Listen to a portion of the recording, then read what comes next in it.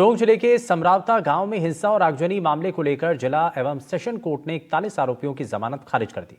दरअसल मतदान के दौरान निर्दलीय प्रत्याशी नरेश मीणा ने ड्यूटी मजिस्ट्रेट को थप्पड़ मारा था और उसके बाद समरावता गांव में हिंसा और आगजनी को अंजाम दिया।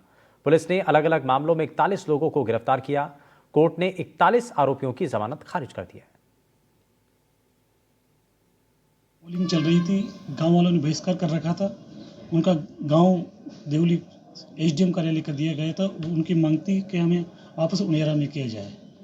इसी दौरान नरेश मीणा घटनास्थल पर पहुंचता है और जब दो व्यक्तियों पोलिंग हुई, मतदान हुआ, तो गांव वाले बहिष्कार कर रहे थे, तो एसडीएम साहब से उनकी खटपट होने के बाद उनके थप्पड़ मार दी। उसके बाद सारा घटनाक्रम ये हुआ कि नरेश मीणा द्वारा सोशल मीडिया पे पब्लिक को बुलाया गया कि भाई आप यहाँ पहुँचे और ज़्यादा से ज़्यादा लकड़ी डंडे सब लेके आए और रात को पुलिस पे इन्होंने अटैक किया। गवर्नमेंट की तरफ से यहाँ मजबूती से पैरवी की गई है। ऐसे ही सरकार कोशिश करेगी, हाई कोर्ट में भी मजबूती से पैरवी करेगी और ऐसे व्यक्तियों को बेल रिजेक्ट करवाएगी। झुंझुनू के कान्हा पहाड़ में करीब 15 साल बाद खनन कार्य शुरू होने पर विरोध किया गया है।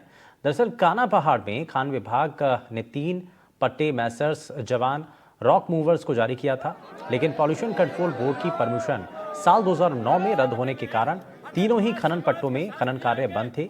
पिछले दिनों मैसर्स जवान रॉक मूवर्स ने 3 में से 1 खनन पट्टे की मंजूरी ली थी। करीब 10 दिन पहले 25 नवंबर को खनन के लिए ब्लास्टिंग की गई, जिसके बाद इलाके में हड़कंप मच गया। लोगों ने विरोध शुरू कर दिया।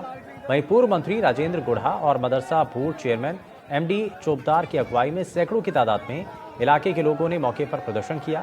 प्रदर्शन के बाद मौके पर आला अधिकारियों ने लोगों से बातचीत की। इस दौरान खनन को अस्थायी रूप से अगले आदेश तक बंद कर दिया गया। उधर बातचीत के बाद पूर्व मंत्री राजेंद्र सिंह गुढ़ा ने कहा कि इस जगह पर आगे भी खनन नहीं होगा। यदि खनन होगा तो दोबारा आंदोलन किया जाएगा। साथ ही ब्लास्टिंग से मकानों को नुकसान का मुआवजा देने की भी मांग। वार्ता में एसडीएम साहब थे, एडिशनल एसपी साहब थे, माइंस के जो डायरेक्टर हैं यहाँ के वो थे और काफ़ी देर की बातचीत के बाद में ये तय रहा कि आज के बाद यहाँ पर कोई खनन, किसी तरीके का खनन नहीं होगा।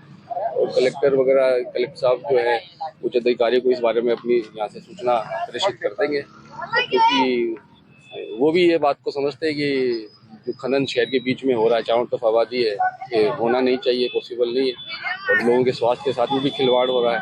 लोगों के जो मकान है वो भी टूट रहे हैं। इन सबके मद्देनजर जो है ये सारी चीजें थी। खनन बंद हो गया, जनता के आंदोलन की, सच्चाई की जीत हुई, इंसाफ की जीत हुई, गुंडागर्दी और माफियागिरी की हार हुई और इसके लिए जिनके घरों के अंदर तोड़ फोड़ हो गई, पट्टियां टूट गई, घर टूट गए, उनका सर्वे हो जाएगा और इसके बाद में यहाँ खनन नहीं चलेगा। खनन पट्टा में दिनांक 25/11/24 से की जा रही ब्लास्टिंग में आसपास के घरों के निवासियों की सुरक्षा के मद्देनजर रखते हुए राजस्थान अप्रधान खनिज रियायत नियमावली 2017 के नियम 90 के तहत खनन पट्टा में खनन कार्य अस्थायी रूप से अग्रिम आदेश तक बंद करवाया गया है।